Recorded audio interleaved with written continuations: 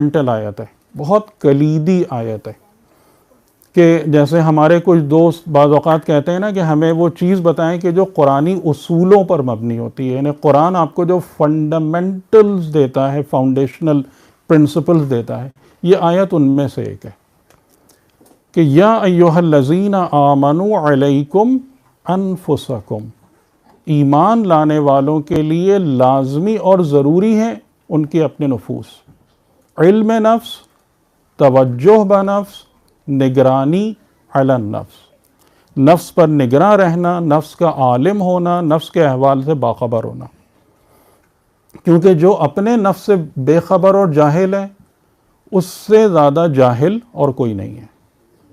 درست؟ پرابلم، اگر تم اپنے نفس کی خبرگیری اور تربیت کی بنا پر لوگوں سے جدا ہونے لگتے ہو یا لوگ تمہیں قابل مذمت سمجھنا شروع کر دیتے ہیں، کوئی فکر کی بات نہیں ہے، کیونکہ اگر تم ہدایت پر ہو تو جو گمراہ ہے وہ تمہیں ذرہ برابر نقصان نہیں پہنچا سکتا، یہ ایشورنس۔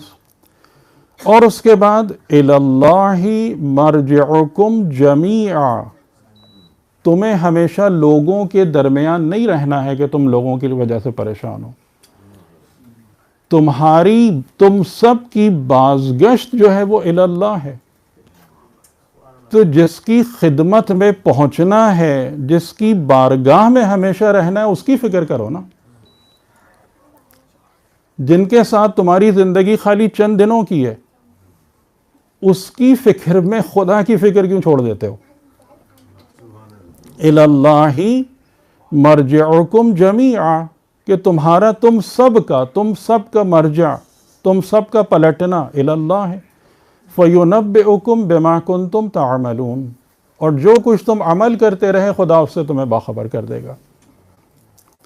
تو یہ آیت کریمہ جو ہے یہ اس بات کو واجب قرار دے رہی ہے کہ انسان اپنے نفس کا عالم ہو۔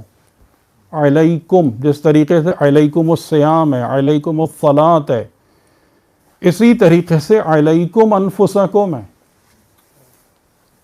کہ علم نفس واجب ہے، واجب ہر شخص پر، کیونکہ جو اس سے جاہل رہے گا وہ ہر چیز سے جاہل رہے گا۔